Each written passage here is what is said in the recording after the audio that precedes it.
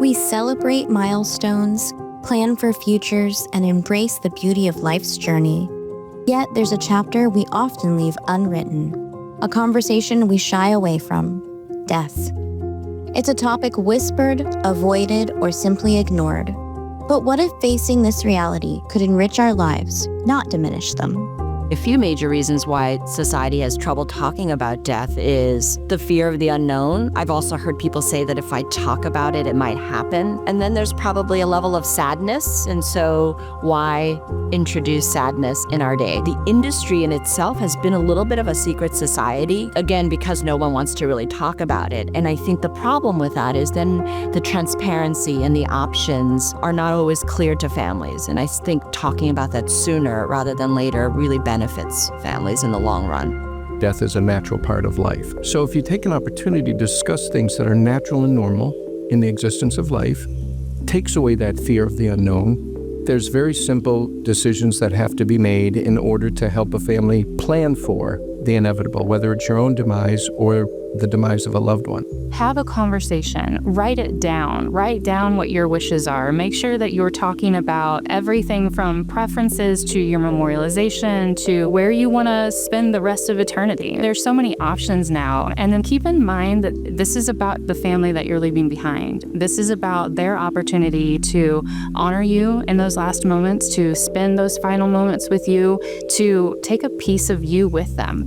If you have planned it and you have written it down and you have shared what your wishes are, those last days are spent with you. You are not here, but these were all your selections. This is the playlist that you wanted, and this is the color casket that you wanted, and this is the food that you wanted. Whatever it is, they're spending those final moments with your personality, and the healing that that gives to your family and friends is invaluable. It gives people the peace of mind of knowing that they are fulfilling the wishes that you laid down, that you wanted. When thinking about their own death care, I find the questions they should ask, how do I get started? What do I do? It's never too early to start asking any of those questions. We all have responsibilities, and that is one of them, preparing for our final days, how we want that to look, just like how we want our everyday to look. We have a full plan of how we're going to go to work and what we're going to wear and our medical, our dental. So funeral policies are just as important because that's a guarantee. So that should be planned. Funerals and tributes and celebrations of life and services of remembrance are not for the dead. They're for the living. Because we need to continue that journey of life knowing that we did exactly what that person wanted to have done for them. And we can remember them in a light that says we said goodbye in the right way, exactly the way they wanted. Beyond the emotional weight, there's a practical side to this conversation. Deathcare, the services surrounding end of life, has evolved far beyond traditional notions.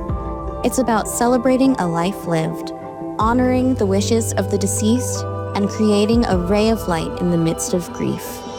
A beautiful final memory. There are a lot of aspects that people may not be aware of that surround death. There's so many nuances, and some of them are complicated. It all depends on who you are, what you have, and where you want it all to go. And many people don't address that until someone dies, unfortunately. The day somebody dies is never a good day to plan a funeral because there's emotions.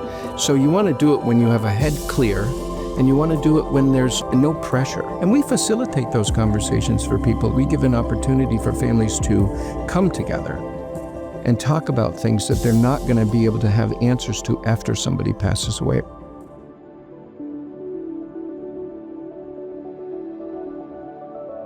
Understanding these aspects of death care allows us to take control of our final chapter. This is where Everstory partners and memorial planning come in.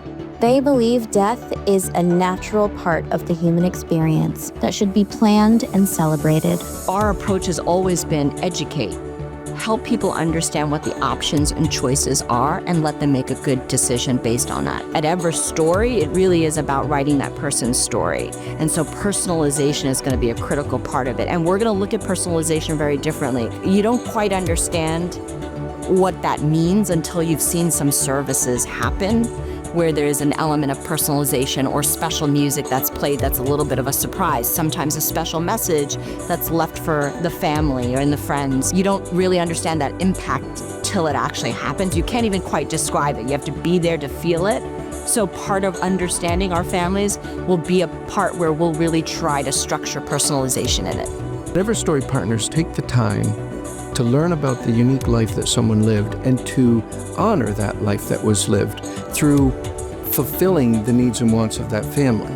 We're the least important people when the service takes place.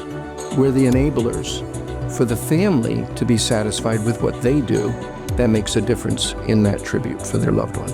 The most important thing that we're doing right now is just making sure that every family understands what all of their options are every single time, and doing that in a way that's not overwhelming. We're here to help you secure and give peace of mind for what you need and how you want that to look. So make it as plain and as simple as it needs to be, as elaborate as you want it to be, but just do it. When my husband was home on hospice, I knew the end was near. So I wanted to make sure that I had everything in place before he passed, because I knew how difficult it was going to be after he passed. So I decided to make the arrangements a few days before he passed. That made things a lot easier for myself and my whole family because everything was already set in place. Reception at Sea Winds was very welcoming.